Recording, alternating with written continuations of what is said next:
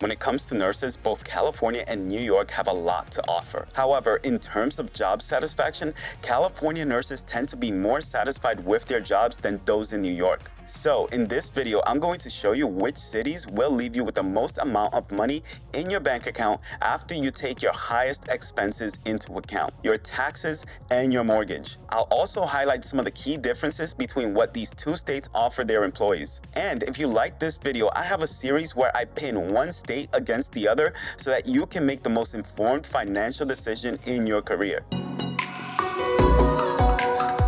If you don't know me by now, my name is Jason, my wife's name is Monica. We're both nurses in Sacramento, California. We moved here from New York City 5 years ago in 2017 with the goal of retiring early. Our plan is to retire in the next 8 years, and we make videos to show you exactly how to do that. So if you find this video interesting, then go ahead and subscribe to the channel because we have many other videos on our channel that are similar to this one.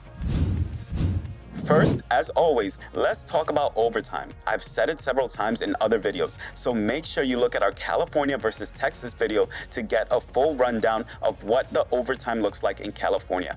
But the gist of it is that you will never work in any other state that offers as much overtime and double time as California does. And in New York, just like in almost every other state in the country, you will only earn overtime once you surpass 40 hours of work in one work week. Next, let's address parental leave. As you may already know, California has the best benefits of parental leave of any state in the country. In fact, it's so high that the National Partnership for Women and Families gives it an A rating on its report card, while New York gets a C rating. Now let's get on to the good part. I decided to collect salary data from the highest paying cities in both of these states from the Bureau of Labor Statistics. After gathering this data, I took their median salaries and put them into an after-tax calculator.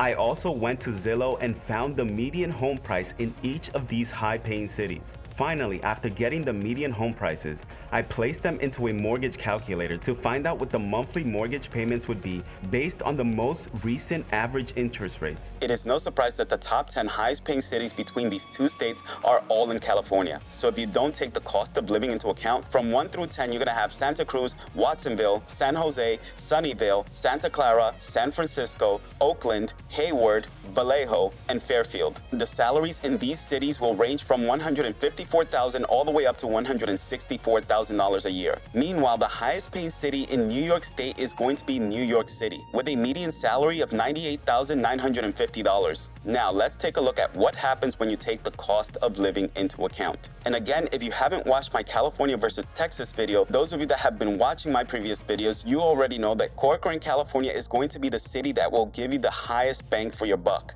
In this city, you're going to be earning $125,180 per year. After taxes, you will be paying $40,741 towards taxes and be left with $84,439. This is a tax rate of around 33% of your median salary. Your net monthly salary after your taxes are deducted, but before you take your mortgage expenses into account, is going to be $7,037. The median home price in Corcoran, California is going to be $240,824. The amount of taxes being deducted from your median salary plus your mortgage expenses is going to come to a total of $57,735, leaving you with an annual income of $67,445. That means that you'll have $5,620 left over every month after you take your taxes and your mortgage expenses into account. So what is the highest paying city in New York and where does it land in our chart? As you can see here, Niagara Falls is in 14th place, while every other city before that is actually in California. In Niagara Falls, your median income is going to be $78,070 per year. You'll be paying 26% in taxes on an annual basis, leaving you with $57,803 before you take your mortgage expenses into account. The median home price in Niagara Falls is going to be $147,511, and your monthly mortgage payment is going to be $1,017. This means that every year, if you take your taxes and your mortgage expenses into account, you will be paying a total of $32,476 into that, leaving you with $45,594 in take-home pay on an annual basis. This means that you'll have $3,799 left over every single month. However, after seeing the rest of this chart, you'll see very quickly why we moved out of New York City and into California. In 49th place, and the worst city in New York to move to, you're going to have New York City. In New York City, you should expect to earn $98,950 per year. 28% of your median salary is going to be going towards your taxes. However, the median home price in New York City is going to be $772,277. This means that you'll have a monthly mortgage payment of $4,188. If you take your mortgage payments and your taxes into account, you will be paying a total of $78,079 per year, and you will be left with $20,870 on an annual basis,